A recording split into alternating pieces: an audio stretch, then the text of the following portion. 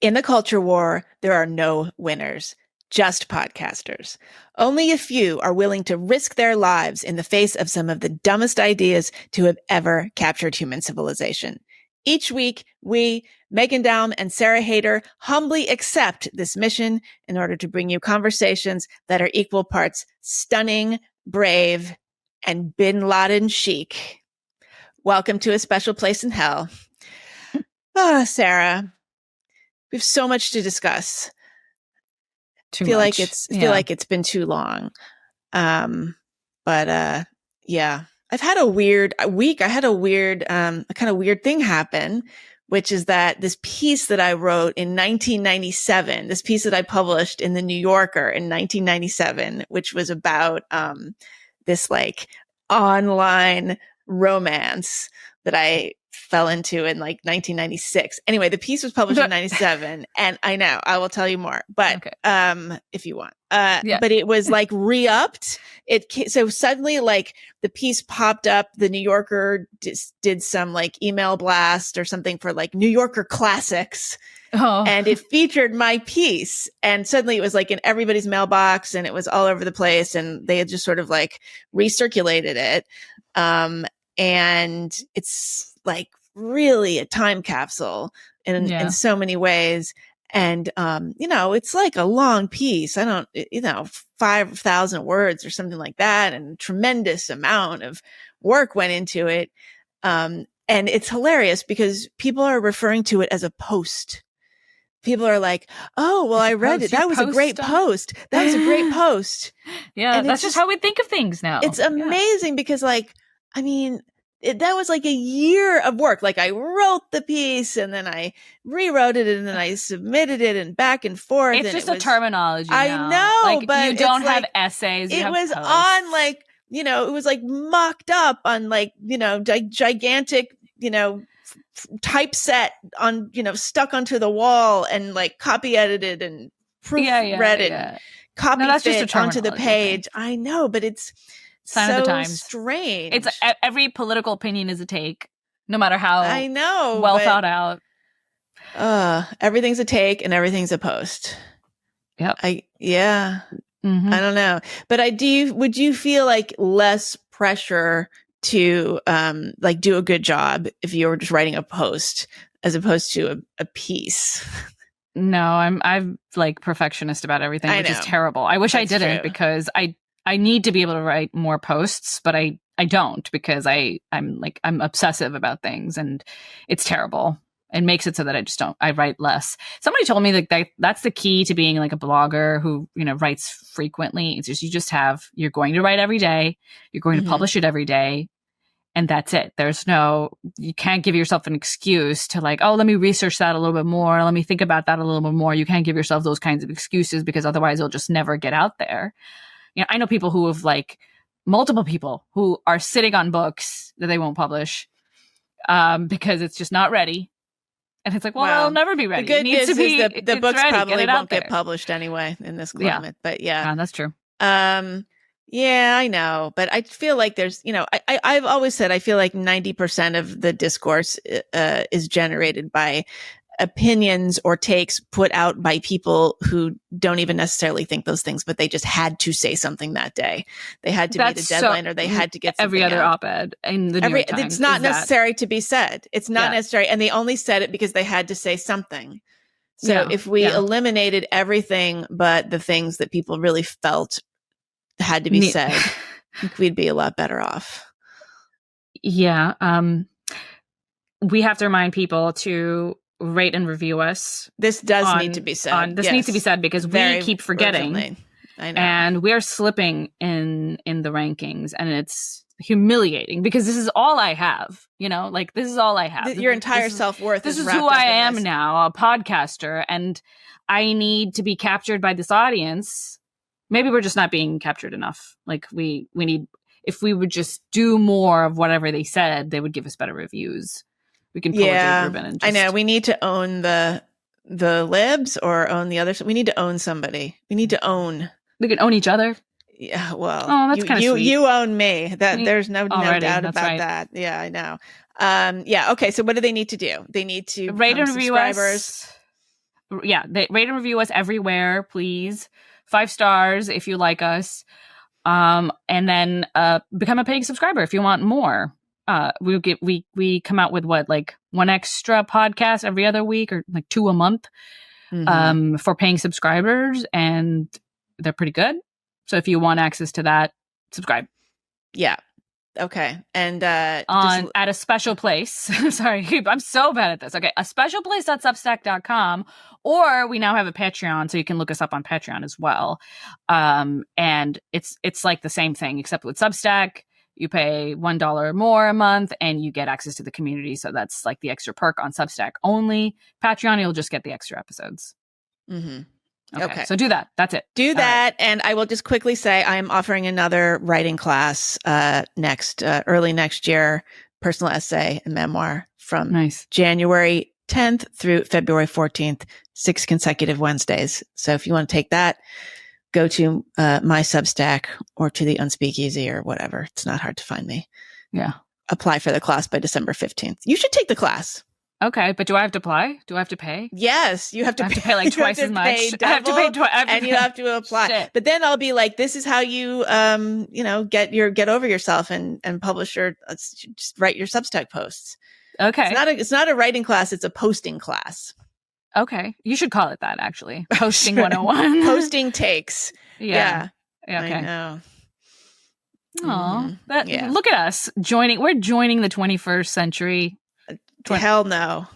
Megan, come on. This is how you do it. With posts. Kicking and screaming. You're a podcaster. You're already there. You're ahead of the game, really. Okay. All right. So what else? So another time capsule is this letter by Osama bin Laden that is nice back segue. Up in Osama bin Laden he's back in the news. Back in the news. He was due, it's been it's time for a rehabilitation, I guess. Comeback story, the comeback kid, Osama bin Laden. That should be the podcast title. I think that's great. Osama bin Laden, the comeback kid. He's being rediscovered literally by some people. I mean, I think a lot of people just didn't really were not aware of him. So it's this What can we say? Should we talk about his writing? The problem is TikTok. Okay, so basically, I can't figure out if this is a real problem or a manufactured problem, but it's definitely something people are talking about, which is that there's a TikTok trend of reading bin Laden's manifesto, letter to America, that he used to justify murdering thousands of people on 9/11. And this is being sort of discovered as kind of like revelatory piece of political expression. Yeah. So it was published November 2002. So a long time ago. Took him a year to write it. Did it? You more than look. I mean, 9/11. Maybe or maybe more. Maybe he was writing it for years. Yeah. Well, it is a translation from Arabic to English. It was translated by Islamists in Britain and then circulated. And maybe it's just some of it probably is if you don't have a professional translator, the language can come out really clumsy. Having said that, he is definitely a bad writer. Aside from the subject matter itself, which we'll get into, it's hard not to think of this writing as not. Maybe he should take a writing class. He definitely should. Or he should have. If he weren't dead, if he weren't dead, I would is he reach dead? out to him. Do we know that he's dead? I don't know if we know that he's dead. Maybe he's been dead. Zero Dark 30. He's dead. That's my basis of everything. So, but he could have used your writing class, because this was just very, it was kind of rambly. It's kind of TLDR. Although people seem to be, apparently they're reading it. Right. People are evidently reading it. I looked at it. I had never read it before. It was exactly what I expected it to be. But people on TikTok are reading it, evidently. I mean, who knows how big it is? Who knows how many people are actually looking into this? It might be one of those things where there's a Streisand effect, where, a few people were reading it and getting, very worked up about it. And then more people started reading it because of the reaction to the first people reading it. Evidently these young people are very they're amazed at the fact that this is, there's a cogent argument there, or what they call a cogent argument. And they're finding that it's causing existential crises in them, and they're, sharing their feelings about it, having read it. And, I watched their reactions, then I read the letter, and I'm thinking these people must never read anything good in their lives. They must have never encountered a good argument ever if they think that this is good in any way. And we should say, this letter has a lot to do with occupation of Palestine. That's a why lot it's to do. come up. I think that's why it's come back up, right? Because that's how he starts. Right. He's like, why are we fighting and opposing you? Well, here are the reasons. But the first is just, you attacked us and continue to attack us. Specifically, he starts out with Palestine, and then he goes off about that and the Jews and all these. He gives a whole history. He gives a whole history. When Muslims conquered Palestine and drove out the Romans, Palestine and Jerusalem returned to Islam. It's kind of like a little revisionist history kind idiot's of thing. guide to the Middle East. And that's what it is to some degree, that the people are so impressed by this.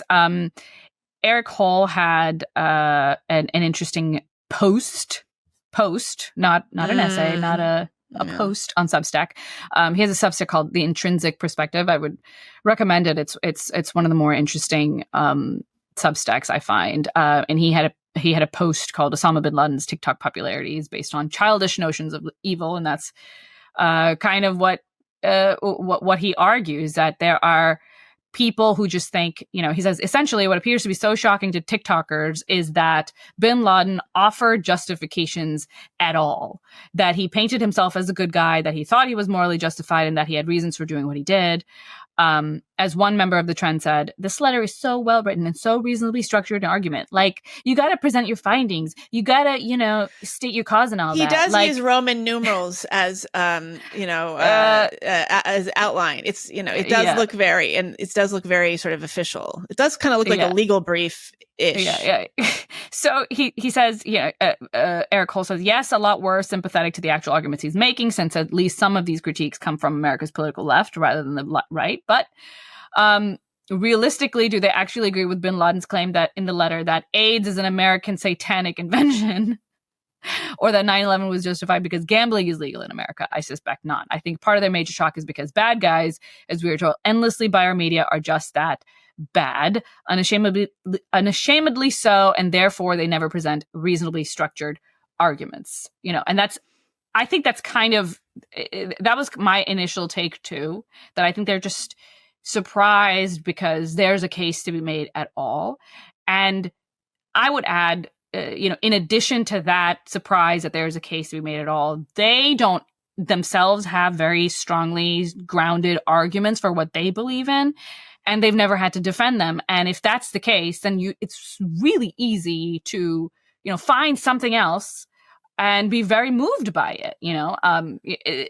If you haven't encountered anyone that thinks differently than you, and you've really spent time thinking about the arguments that they're making, then really any stupid old argument can be very, interesting and thoughtful to you. So I think a lot of it is just that they're dumb. The TikTokers that are recording these things, they're genuinely stupid people. They don't know what a good argument is.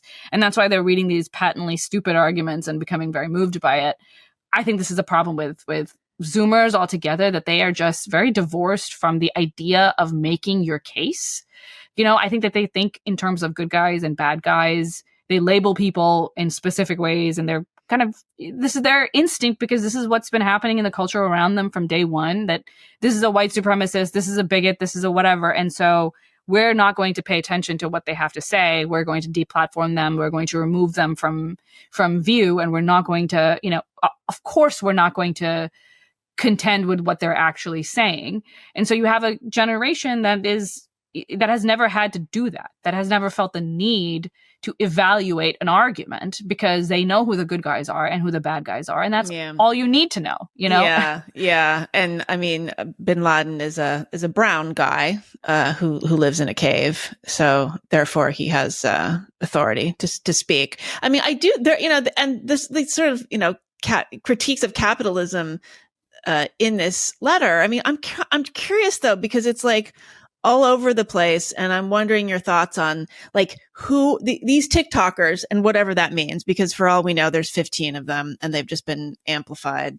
But he talks about usury. You're a nation that permits usury, which has been forbidden by all the religion. You build your economy and investments on this. I mean, he talks about Clinton's immoral acts. He talks about, like you just said, gambling. You are a nation that permits gambling on all its fronts. The companies practice this as well, resulting in the investments becoming active and criminals becoming rich. You are a nation that exploits women like consumer products or advertising tools, calling upon customers to purchase them. Well, see, if he had lived long enough, he would have known that, we've taken, that into our own hands with OnlyFans and such. So we've gotten away. We've eliminated the middleman. He says you use women to serve passengers, visitors, and strangers to increase your profit margins. You rant that you support the liberation of women. I mean, this is, it's kind of a rad femme argument. It's all over the place. He picks and chooses different arguments from different political viewpoints. And this is kind of it's common among dumb extremists to sort of just, because he has his real perspective is America bad, we good. That's his real perspective. Now he's going to read a bunch of things and pick and choose all the arguments that he likes and adopt them into his own worldview, put them down on the piece of paper. Here's a list of reasons why America's bad. While clearly he has ignored everything else. Like he read the feminist critique of male chauvinism and porn culture. Do you think? I bet he did. He's actually fairly well read, it seems like, and he had like Chomsky books and stuff like that in his. I think. You think he read Bell Hooks talking about? I don't know about Bell Hooks, but I think capitalist patriarchy. He was probably generally, maybe not directly, but indirectly familiar with some of these arguments, but he didn't really totally fully take them into account. He just picks and chooses the bits that he likes. And that's fairly common. If you read extremist writings, they're kind of like schizophrenic in this way, where they don't accept the worldview that's bringing the argument, forward, but they will just take that argument because it's good for their worldview. And so I found the piece to be, obviously really bad, but not totally surprising that, dumb American, Gen Zers find it interesting. The reason that the October 7th attacks on Israeli citizens, and like why the reason that shocked me and radicalized me so much wasn't the attack itself, but the responses to the attacks by, probably just a radical fringe, but young, fairly seemingly, modern young people who were. You're talking about in the Middle East. You're talking about in Palestine and elsewhere, or are you talking about in the West? I'm talking about in the West. Oh, yeah. Okay. In the West, like the one tweet that went viral about this is what decolonialism looks like. Like, what did you think it was? Like this is like losers. This is what decolonialism looks like. I think. There was some of that was very, very frightening to me because it hearkened to the same kind of moral system that bin Laden is actually advocating for and holding, and how he's judging what is good and what is right, which is this really simplistic sense of what happened, and you hurt us, so we hurt you, and it doesn't actually matter why you hurt us. It doesn't matter that it's indirect. It doesn't matter that it wasn't intended.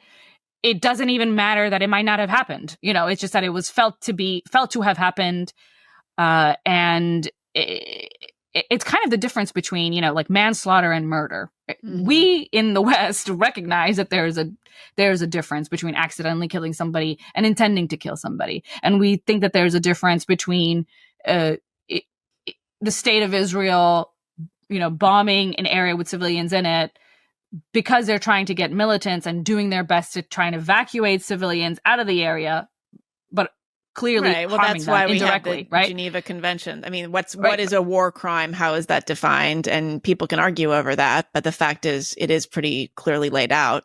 Right, and that you intend to kill specific people versus collateral damage. And they're making it, but they don't see a difference between. And I remember this, like, immediately after the October 7th attacks came out, that there was justification that, well, how many people has Israel killed in Palestine? How many Palestinian babies have been killed? And I remember thinking, you cannot tell the difference. You know, you cannot tell the difference between manslaughter and murder. That's what we're facing here. We're facing people who do not care about the difference either. And it speaks to kind of a loss of just a very fundamental, like, moral framework that has really been what Western conception of right and wrong stands on, you know? Right. And it feels to me, it like smells like a kind of academic posturing.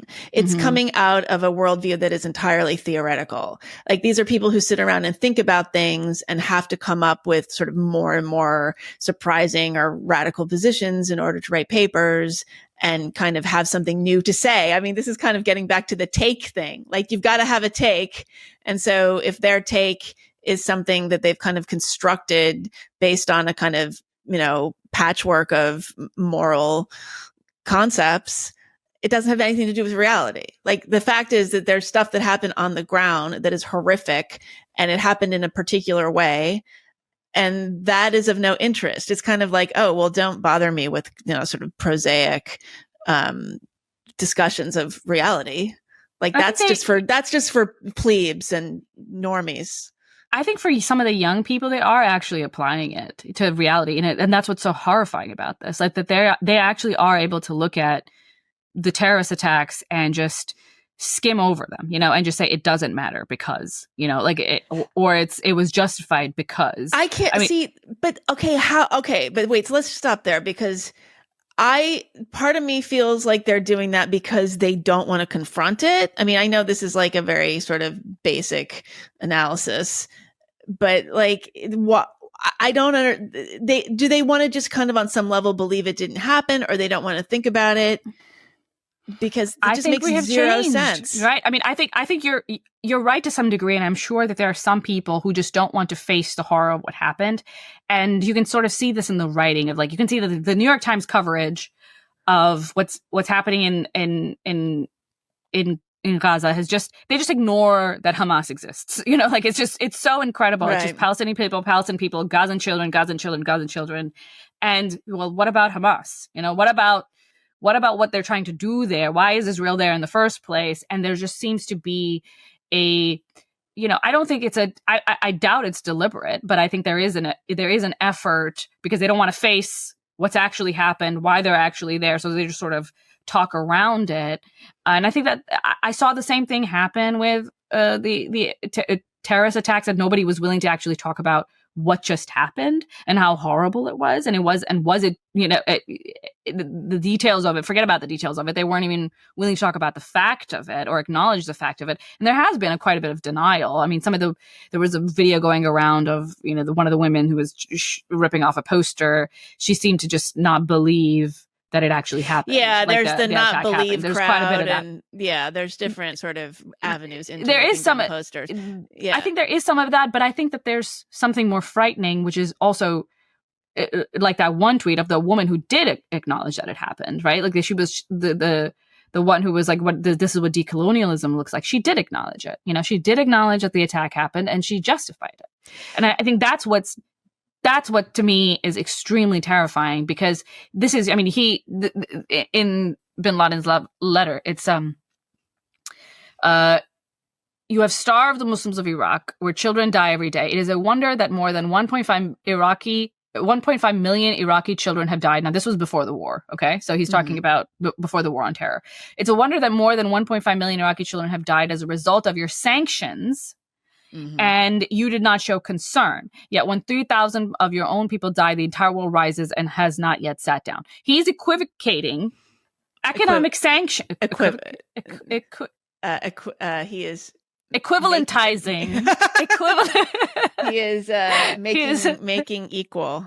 Equivocating. Equivocating. No, he's not. Equivocating is when you sort of skirt the issue. He is. Oh my God, what is the verb for that? You're right. Equivalizing. Equivalentizing. I'm going to be an equivocal feminist. No more equity feminist. Equivocal feminist. Equating. That's it. Equating. Oh my God, guys! You got it here first. This is where you come for smart people talking. But he's equating like the indirect cost of sanctions, which we did for a reason. You know, there was a reason we imposed economic sanctions on certain countries for, you know, we have reasons behind it, and they can avoid it by not doing certain things, right? Right. They don't have a right to trade with us. Like there's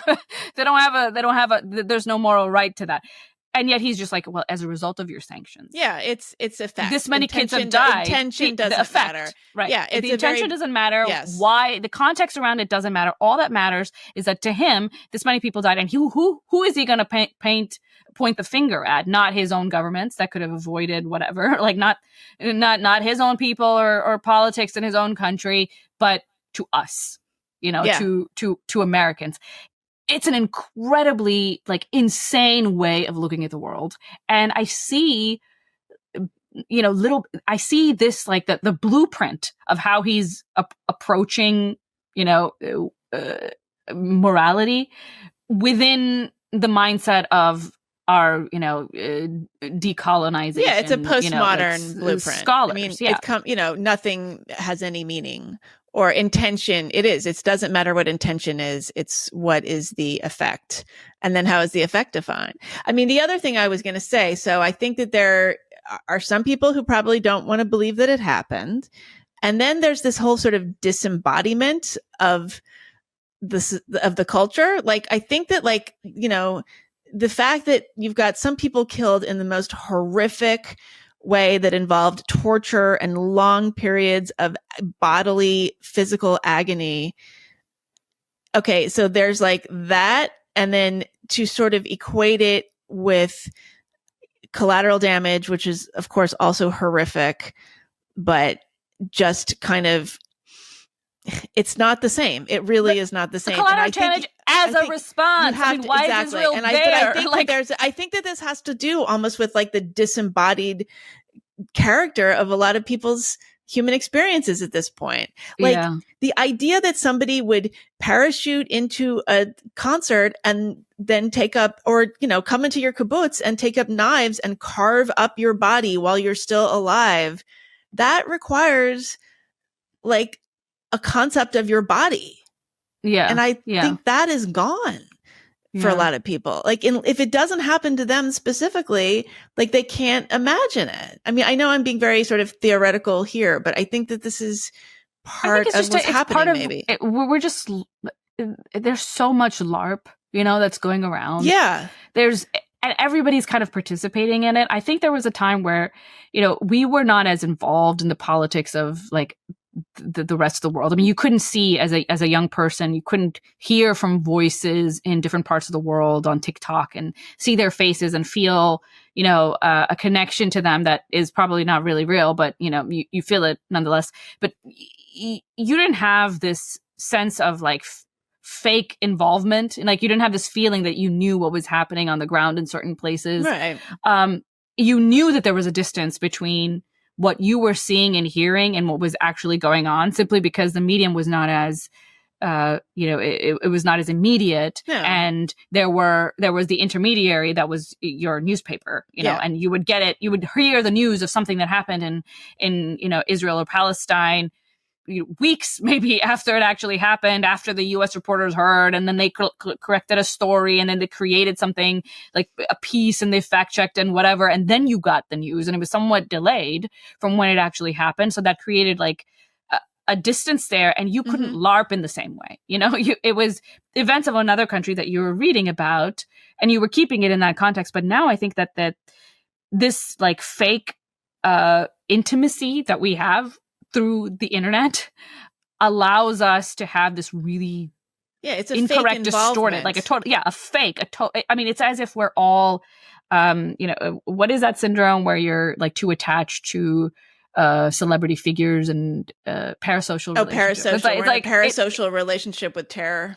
Well, I think we're all we're in a parasocial climate in general. You know what I mean? Not like this is how we are dealing with our politics are parasocial. Everything about it is bizarre in a way that we have not encountered before.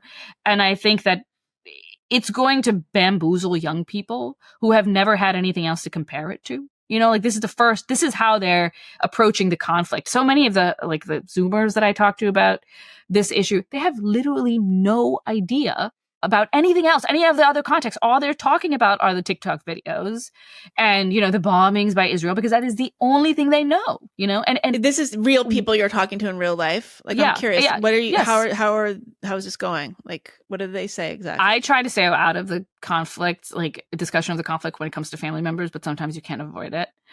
And, just sort of younger people, I know it's mostly through family.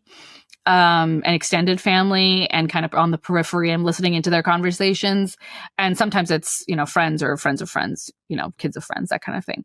And it just feels to me that, there's a kind of so there's the kind of an ethno-nationalist reason for supporting Palestine or Israel that makes sense to everybody, right? Like if you're, kind of if you're Palestinian, if you're Israeli, makes sense, why you're sympathies are where they are, even outside of what the truth of the situation is. But for people who shouldn't really have such close, personal biases about it, it's interesting how they're evaluating the situation and what media they're using and what are the facts that they're pulling together to paint this picture in their head. And when you talk to older people, they have a conception of Israel that is obviously far, far, far broader because they remember, like all these. They remember the wars. They've remembered what Israel's done, not done. They remember that there was a full-fledged like Israel's on the ground occupation, and then Israel left, and then Hamas was elected. They remember that the historical context, but young people do not remember that. They can't know that. They didn't live through it, So they just see this very decontextualized. They've been handed a memo that there's an occupation going on and they're running. It's as if, you're looking at this bin Laden letter. It's as if all you heard was that America killed 1.5 Iraqi children and you didn't know that he's talking about economic sanctions. You didn't know about any of the details surrounding it. All you knew is that they killed that, and they can't read through his hyperbole, this kind of rhetoric. I mean, this comes down to this like media literacy argument. Like, I think people need to know what is bullshit. I mean, but how really, can they know that? How can they know that? They need to if the New York Times is doing it, then how can you know? I mean, they need to be taught by their teachers in school, of course.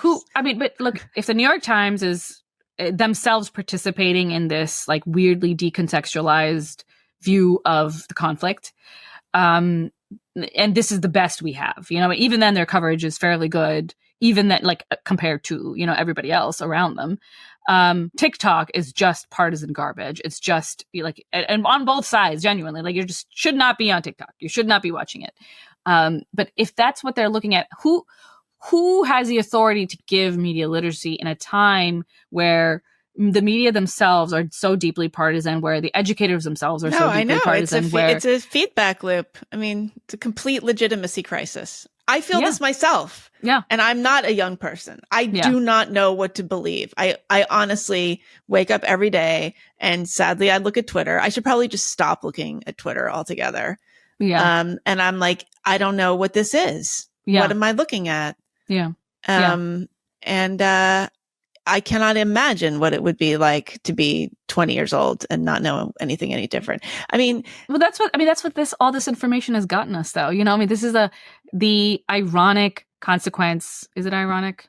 But okay, this is the consequence of having actually having so much available to us, so much data and information available to us, without having any kind of the mechanisms, social or, biological or, and psychological, of dealing with it. And so you are actually thinking there's just too much. Like there's too much and nothing is real. Actually, nothing is real. And, it's a paradox. It's this sort of paradox of information. Yeah. Like, And I think that's where we are. The more you have, the less you have, in a way. Yeah. The more you have, the less of a grounding on what's going on you have, and some of that is just simply, it's true that would happen even legitimately. Like if let's say a lot about biology or whatever, the more you know about biology, the more you are impressed with how complex things are. But it's also like how we're coming to, how this information is coming to us, the speed and the rate at which it's coming to us, and our inability to synthesize it in any kind of logical way. Yeah. That is just creating just a storm in our heads. I think it's deep. It frightens me a lot.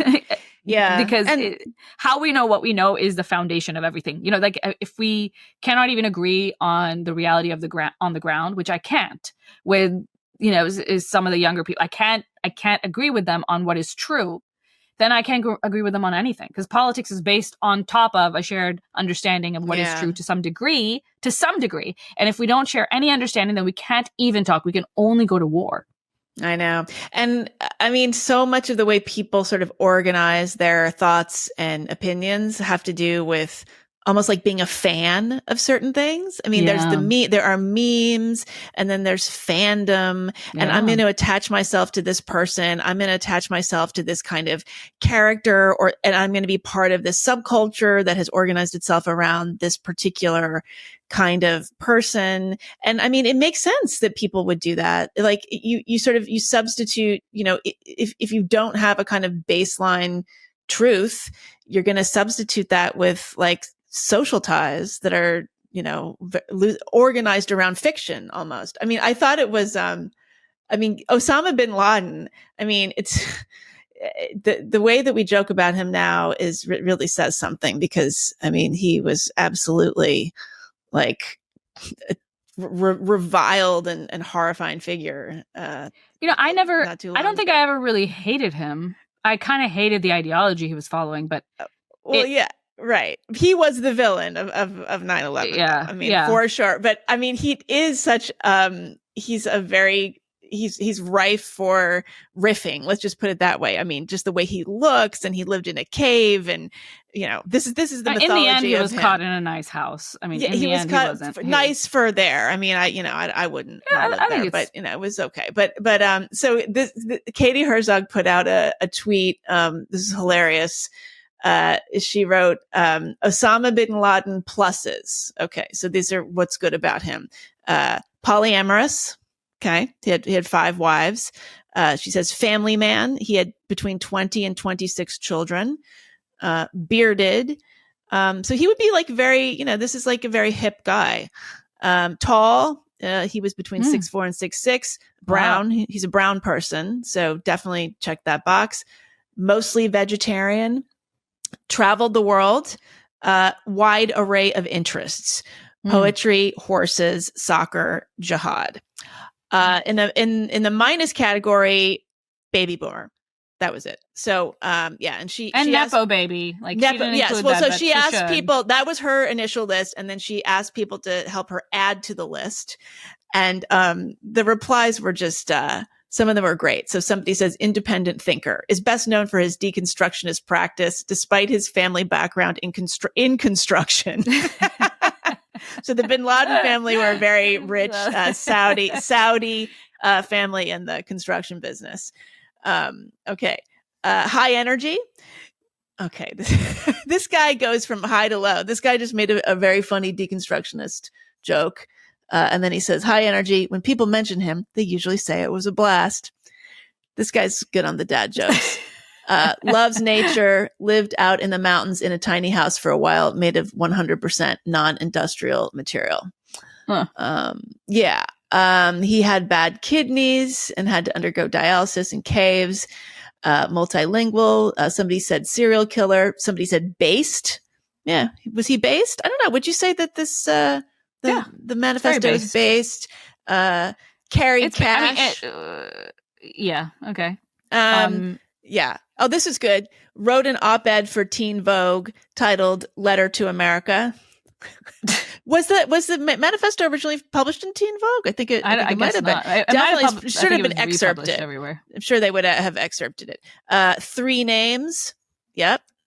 He's an environmentalist. He even says that you have destroyed nature with your industrial waste and gases more than any other nation in history. Despite this, you refuse to sign the Kyoto Agreement so you can secure the profit of your greedy companies. Environmentalist. Yeah. Yeah. I mean, influencer who left humdrum 9-to-5 late capitalism to live nomadic, quote, #van life. Yeah. Wow. I mean, but look, we're engaging in it too. We're engaging in this like Larping. No, I'm reading the witty responses. I'm reading the witty responses from people. And I have to say, these responses sort of give me hope for like people's ability to have, irony and humor. Because these are very funny. Unbeatable at Jenga. For some reason, that was funny. Is he? Well, I don't know. I don't know what that means. Looks younger as he ages. I always thought, I used to joke about this. I have this whole thing. I think a lot of dictators are sort of, and terrorists are sort of surprisingly hot. I mean, I've said many times that Saddam Hussein. You have said this many times. During his trial, he really cleaned up nicely. And Osama bin Laden, he always had very soulful eyes. Yeah, he did have nice eyes, but I don't share your love of these. I think maybe no. I mean of Saddam Hussein. Well, Muammar Gaddafi was Castro, very hot in his younger days. I think Castro was the only hot one. Like I think he was the really. Only, what about Stalin? Fidel was the only hot one. No, when you look at Fidel young, you're like he's hot, and he kind of like stayed hot for a while actually. Fidel even in his like kind of old man age, and then he got really old, and then of course you're like disintegrating at that point, But I think Fidel was the only one that I would actually categorize as swoon worthy. But really, I see it depends on your type. What you mean. I see what you mean. Depends on what you're into. I mean, young Joseph Stalin had a kind of Johnny Depp quality. He did. There's that one really good picture, but I don't know. I mean, maybe so everyone can take one really hot picture, Meanwhile, with Fidel, you have lots of you have different angles, so that he was good looking. He would have been good on YouTube. For the Fidel Castro podcast. So the one conspiracy theory that I totally buy is that Justin Trudeau's Fidel Castro's like baby. That is the one completely bonkers like tinfoil hat thing where I'm like, I don't know. Looks a lot like him, actually. And his as opposed to Pierre Trudeau. He doesn't look like Pierre Trudeau. He doesn't look like Pierre Trudeau. And does that their whole marriage is really time-wise? It does actually, because they were like his family was the Trudeaus were in Cuba, I think, or something, or they were like holidaying or there, or they were like friends with Fidel. So it was like it like lines up. Okay, this is so crazy. Obviously, don't believe me, people. This is disinformation. I'm spreading disinformation, but I like it, so I'm going to keep doing it. I like this specific crazy story, but you should look at the pictures, man. He looks so much like Fidel. Wow. He looks so much like Fidel. Okay. And Pierre was kind of like an old man or whatever when his wife married him. This is exactly like Ronan Farrow and Frank Sinatra. Same thing. It is. Same thing. Old man, you would think he doesn't have it in him anymore, but the woman pilfered his sperm. Who knows? I mean, people. So people. Here's the pushback against why that's. I mean, there's obviously crazy for a lot of reasons, but here's the reason why it's like might actually be super wrong, because people say that about Obama too. They say that Obama looked nothing like his dad, and it's true that Obama's facial features are not very much like his dad, but they're obviously very much like his grandfather's. Like if you look at pictures of his grandfather, that's who of his father's father. You mean not his his mother's father? Of his mother's father. Well, but he also looks like his mother. Yeah, he looks like his mother, and he looks like his his paternal or his maternal. Yeah, but that doesn't say anything about who his father was. No, but so what they were trying to do is they're trying to get his like facial features out from somewhere. They're like, oh, he doesn't look like his dad. So where is he getting this particular like longer kind of face? Where is he getting it? And it's like he's getting it from his mom's side. Like he's just like his mom's dad. Like he's just like his maternal grandfather, but with darker skin and like, you know, African hair. That's what he looks like. So he doesn't need a new dad to explain it, is what I'm trying to say.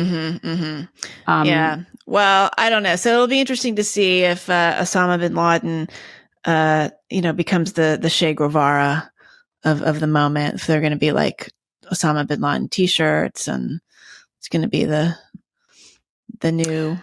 It's like a kafia, but a guy.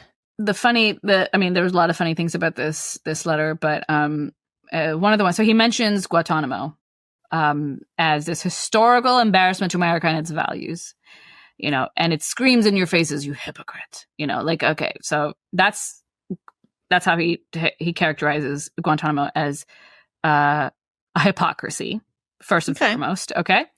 But what is the worst thing that has happened? Who can forget?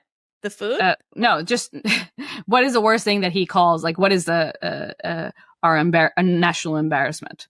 He says, who can forget? Long list. Who can forget your President Clinton's immoral acts committed in the official Oval Office? After that, you did not even bring him to account, other than that he made a mistake, after which everything passed with no punishment. Is there a worse kind of event for which your name will go down in history and remembered by nations? Is there a worse kind of event than that? I mean, he mentions Gitmo, right? Like later on. They should have called him millions the Star Report. Iraqi babies They should have called Osama bin Laden to when they were prosecuting Clinton. This is the worst. Is there a worse kind of event?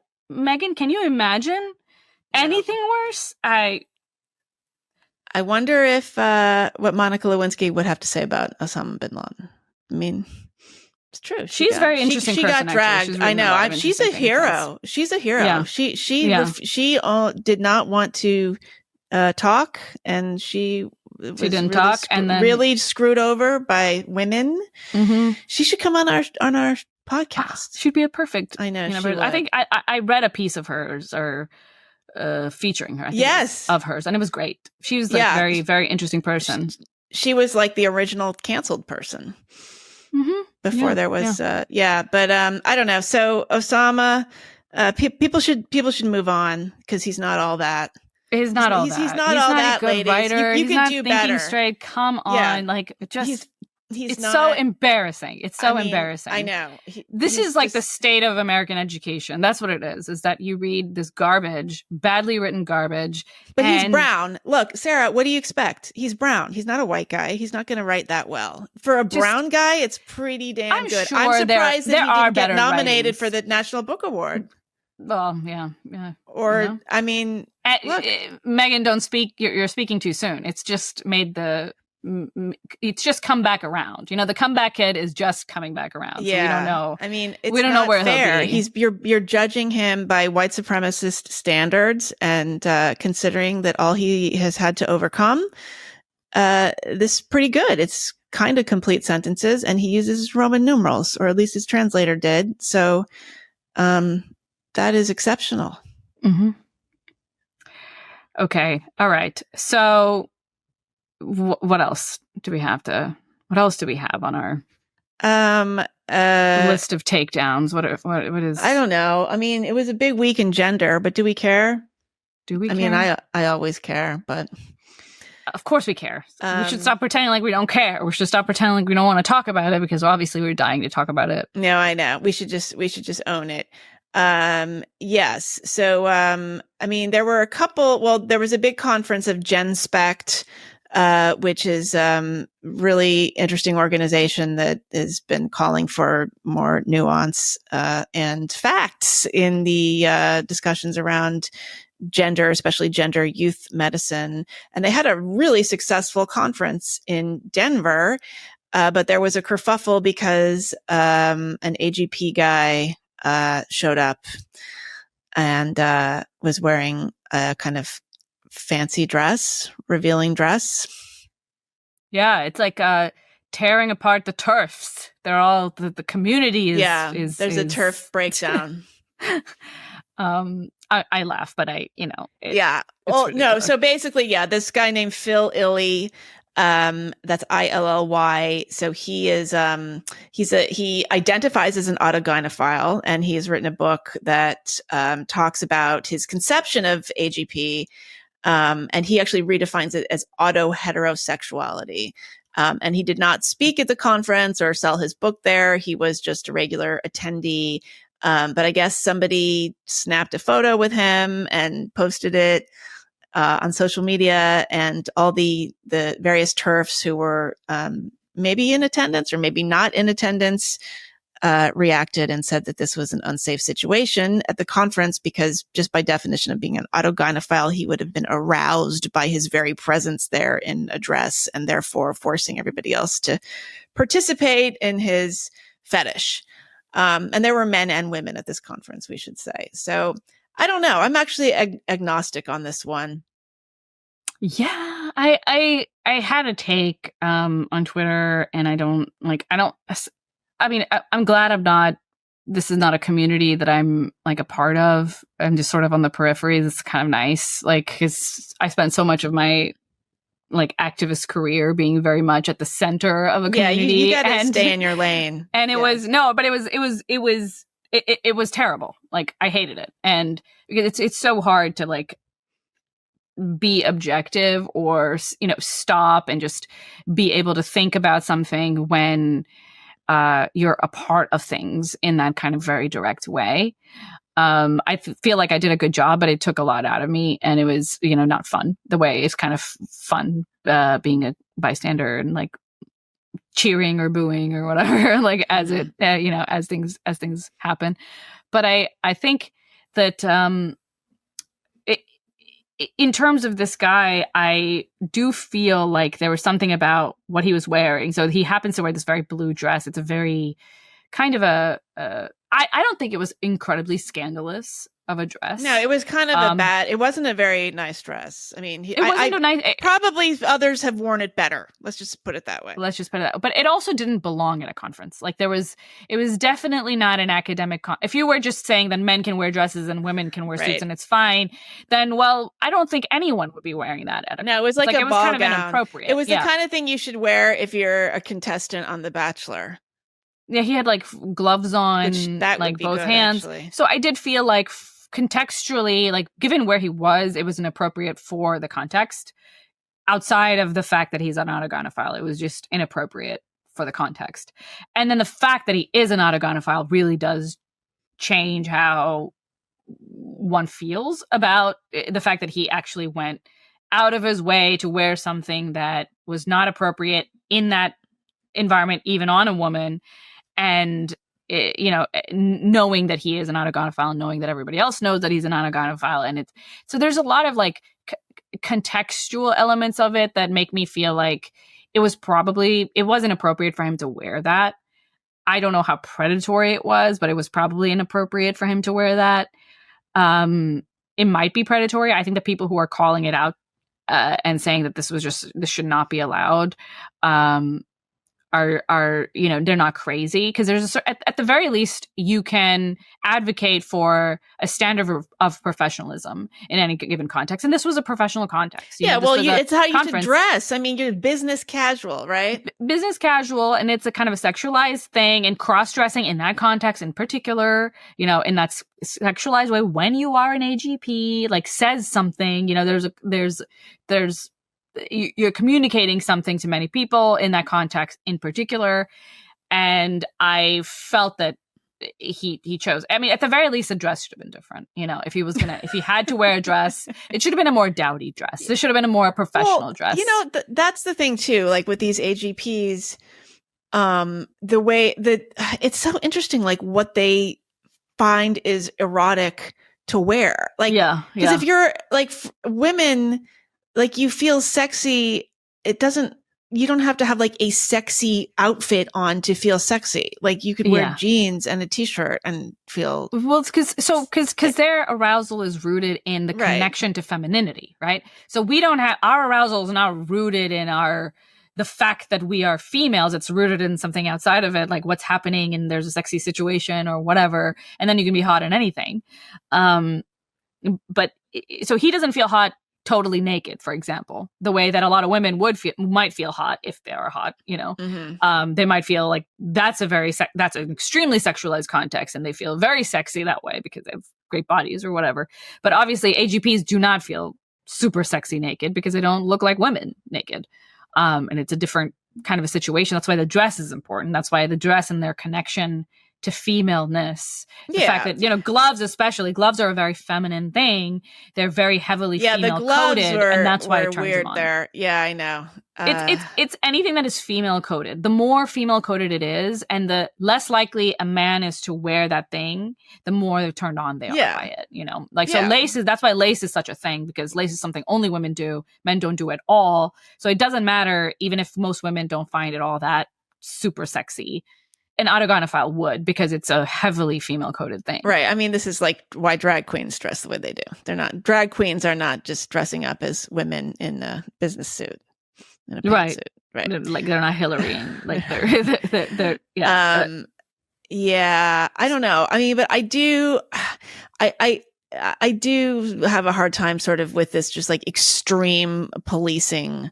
There's a new purity policing in the gender critical movement that I guess it's inevitable. It's going to implode. Right. I know. Like, that's why I'm hesitant to even engage with this community, because although I'm with them, ideologically, I agree with much of what they have to say, not all of it, but like much of what they have to say. The reason I don't want to get in part of it is because feminist communities are reality denying. They are, and they are policing, and they are very they're not free speech spaces. They're not honest conversation spaces. They just happen to be right on this issue. They happen to see clearly what's happening now, but it's not because they have something fundamental about how they engage that will make them more likely to be right the next time. They're not going, there's no, if you have the right kind of framework for thinking about the world, then you will be right many times. If you have a wrong framework, you can be, a broken clock, is right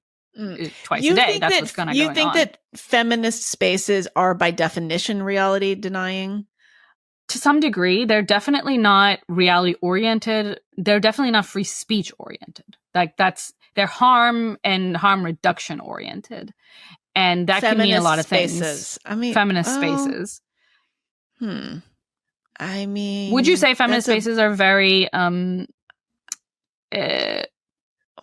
how do you define feminist space? I mean, if you're talking about like stuff on Tumblr, no, I'm talking about any feminist space. But feminist space, that's a very broad term. And actually, how are you thinking about a feminist space? Like, what would be a feminist space? I mean, my definition of feminist is somebody who thinks that men and women should have equal rights under the law and equal opportunities. So that's my very old-fashioned definition. So that's kind of like most people.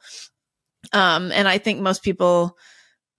I think that's a kind of pop feminism that was very common in, 20 years ago and is much less common now. The pop feminism of today has shifted into something much broader than that. And it's become closer and aligned to academic feminism. Broader than that or narrower than that? Broader in that it is further reaching, like in its goals and claims. You know what I mean? Like, it's making claims about the way men and women are. It's making claims about, like you said, specifically legal rights, social, you said legal equality, but they're expanding it to social equality. And a lot of that did have to do with acknowledging reality, that women had, needed protected spaces because of the realities of physical difference. Right. So I think that in this case alone, I do see, I'm grateful to see that there are people who are talking about what's real, but I think that this is not something I see in feminist spaces across the board. This is just something I happen to see from them right now, and I think it's just a a consequence of the fact that this really is a movement that is harmful to women. Like there actually are a lot of things that women are, as a class, are going to lose if the trans train continues on its course. So for them to recognize this, I mean, there's obviously a self protective instinct that's coming on, and for that reason, they are starting to they're being very, very clear about reality. But when it is not in their interest to recognize it, they do not recognize it. They're quick to say that everything is patriarchy and everything is misogyny, even when there's clear evidence that it isn't or doesn't need to be the sole the sole reason that something happens. Right. It's interesting. I was reading something recently, and like Louise Perry was referred to as a feminist thinker. And I feel like there's kind of these new, I wonder if like people like us will be referred to as kind of feminist public intellectuals. Maybe. I don't know. I don't know what the feminist project is. I mean, it depends on how you define it. If it's simply equality in the law, then okay, I'm like largely on board. I'm actually not on board in every single instance. I'm not on board. I don't think women should be in the front lines of combat. I don't think that should be No, happening. And I think there probably are feminists who think that. I guess this is like largely a semantic problem. Like, how do you define feminism? Because I mean, you could argue that like looking at the reality of hormonal birth control is part of the feminist project, because look at what big pharma has sold us, and this is harming women, and this is controlling our bodies. I mean, you can twist it ideas into a feminist any way you want. I mean, Mary Harrington talks about how hormonal birth control is in the drinking water now, and it's having people are going through puberty when they're young. I mean, maybe that's true. I mean, frankly, like with the gender stuff, it has crossed my mind that maybe there is something, quote unquote, in the water. Maybe there are hormones in This is how we all turn into Alex Jones. He was right. But I think there might, look, I don't think. No, I agree with you. I think it's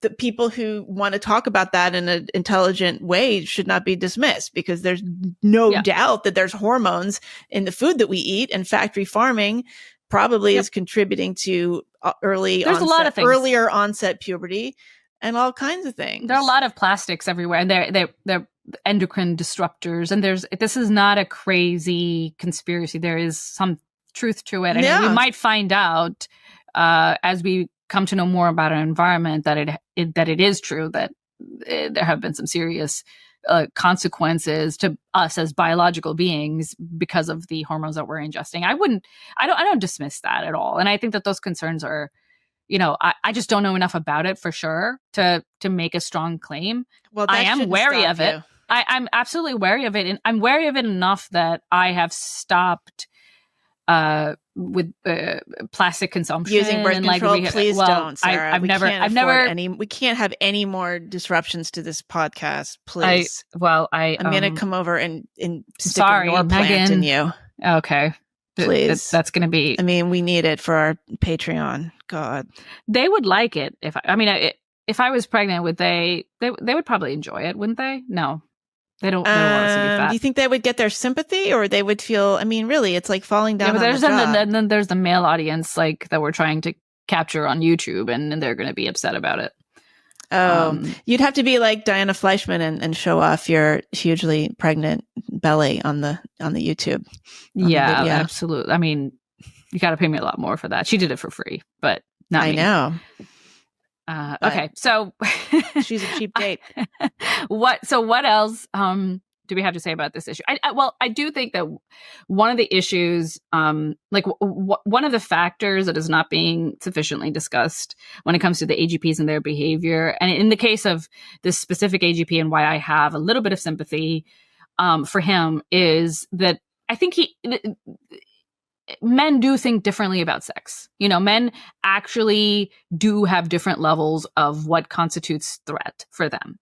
So when they are engaging in something that seems pervy and gross to us, like they are the intention. I mean, we're talking about intentions, right? Throughout this podcast, intentions matter. And I think that because men are biologically programmed to approach sex in a very different way than females approach it, it will necessarily be the case that they do not necessarily see the harm of certain things. Like, it is not as clear to them that this is creepy, this is weird, stop it. You know, like, it's not, the harm isn't as evident to them. It needs to be sometimes really, like, it needs to be pushed on them by society. Mm-hmm. Like, society needs to take on the interest of women. It's also, I mean, be this like, idea look, women that are creeped out by women this. are the sort of moral check on men, right? Like, women are the sexual gatekeepers. And I mean, there is this whole idea, which probably Osama bin Laden would agree with, that men need to be sort of reined in. No, he thinks women need to be hidden away so that men can go about their business without having to be reined in. But I mean, isn't the idea that, well, but you can look at that both ways. Men are so unable to control themselves. Yeah. That I mean, he women thinks have that to put the brakes on, whether it's scolding them or hiding themselves. So he doesn't even put the impetus on women, you know, like, that's not how their society looks at I know what women are. It's, do you think men control your own women and hide them? And then do you think there's going to be a kind of intersection between the TikTok Osama fans and the trads? There already is. Already is. Like, the far online right has been sympathetic to Islam for a very long time. And I've noticed it for a very long time. Like years and years, I was seeing it on, like, so the more, like, right-wing kind of accounts, like Cernovich types, where they had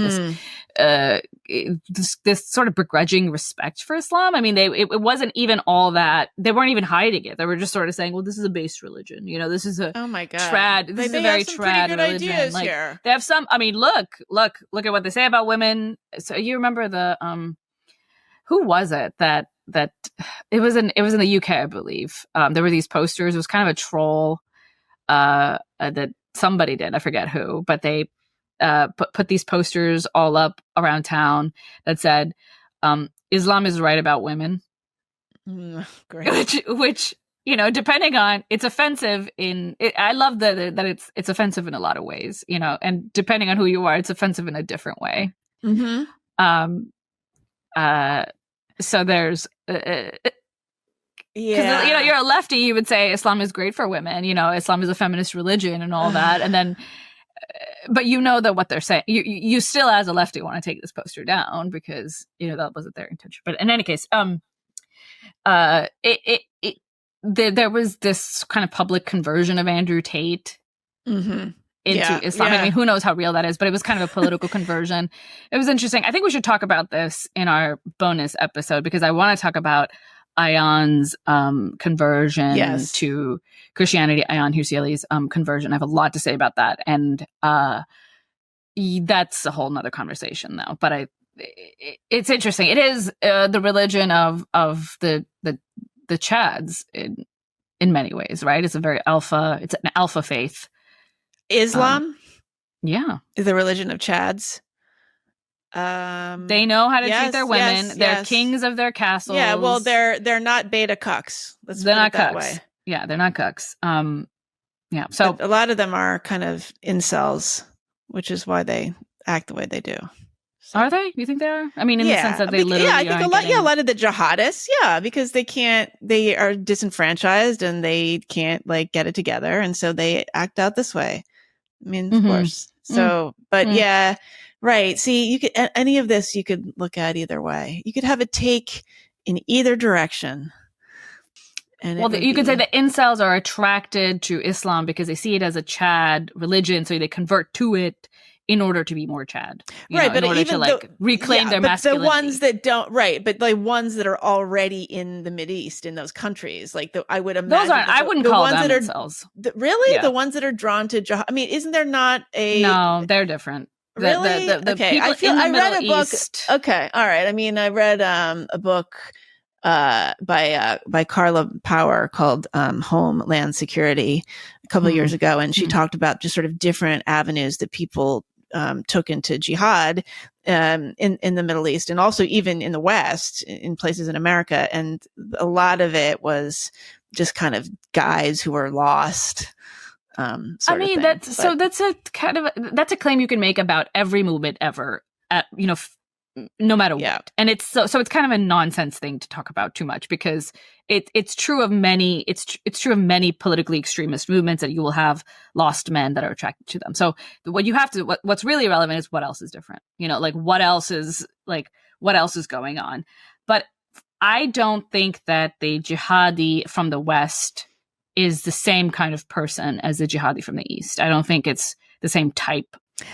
And I don't think it's comparable in the same way, because you're not rebelling in the same way if you're in Pakistan and then you become a jihadi, in the way that you're not rebelling against your society. You're not rebelling against what was like. How would you be an incel in Pakistan when you're going to get arranged marriage when you're 20 anyway, and you're going to have a wife who has to submit to you for the rest of your life? But is everybody, look, I mean, I'm not arguing with you. You know more than I do, but I'm thinking, Meg Smaker in her film, which is now called The Redacted, it follows these guys that were in Guantanamo actually, and then put in a rehabilitation center because they were jihadists, and their lives, kind of, it's a little bit does follow this sort of thing. I don't know, but you know more than I. So, many of them have families, many of them have many jihadists have long, big families. I mean, it's not I think it's a different kind of type. Although, of course, you can see a bigger representation of a certain kind of alienated male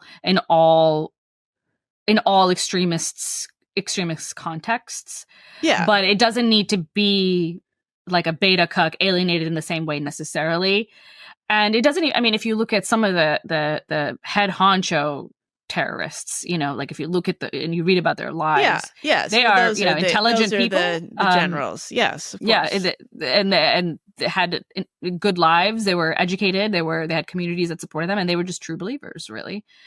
And so there are many different typologies. Yeah. Although, I think you could also make the argument that Christianity is a big Chad religion. Kind of the man of the house. No way. Okay. All right. Wait, let's man of the house. In many incarnations. Yeah, sure. Up until hey, look, Christian societies became this way. All right. Christian societies are now the societies of,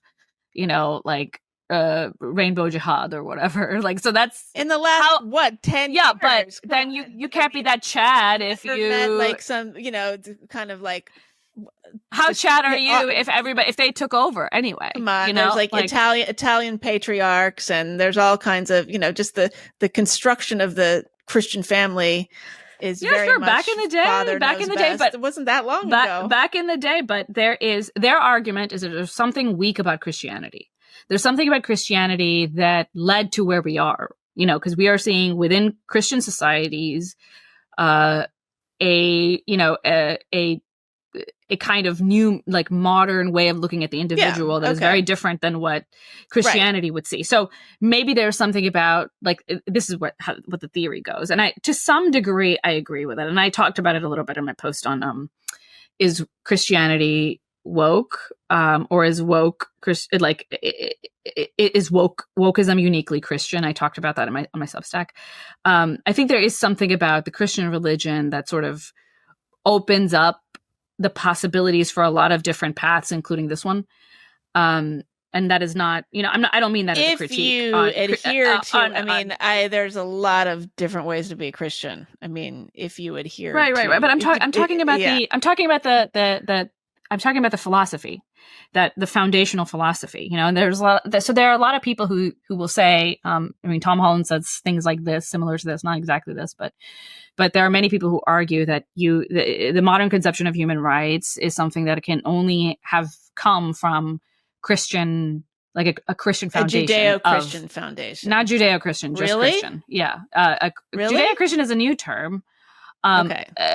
And I don't even know if it's sensical. It doesn't really make it doesn't make sense to me. What are they talking about? What about Judaism is ideologically, I think it's worth separating. I think that's a political term, that evangelicals use, but there is something about, the philosophy of Christianity that, opened up pathways for what would eventually become, a kind of humanist understanding of people.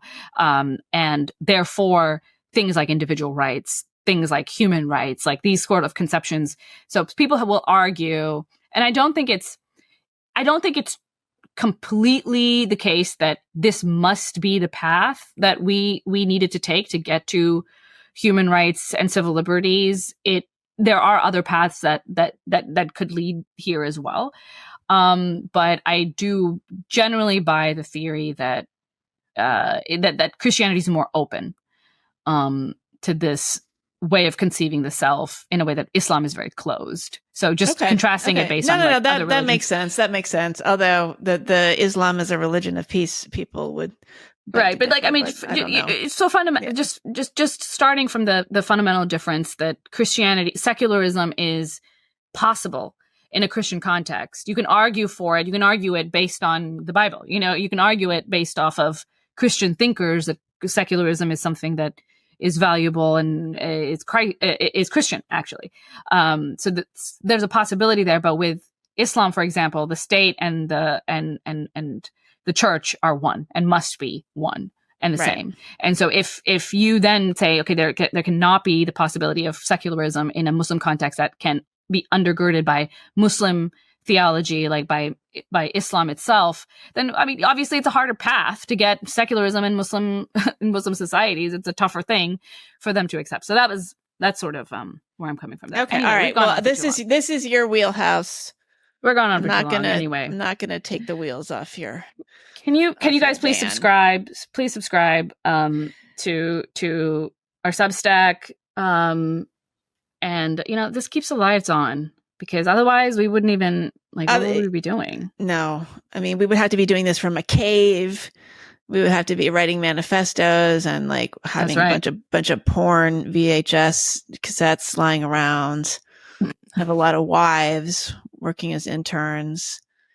He would have built the biggest media empire. He would have been in the IDW big time. Osama bin Laden. You think? Yeah. Mm-hmm. Mm-hmm. Yeah. He was definitely heterodox. I mean, he was. That's true. He was firebrand. He was an edgelord. The original. So it's too bad. Too bad he died before his time. Anyway. All right. Rest in peace. All right, everyone. Take care. Too. Rest in peace, everyone. I'm not gonna. Okay. All right.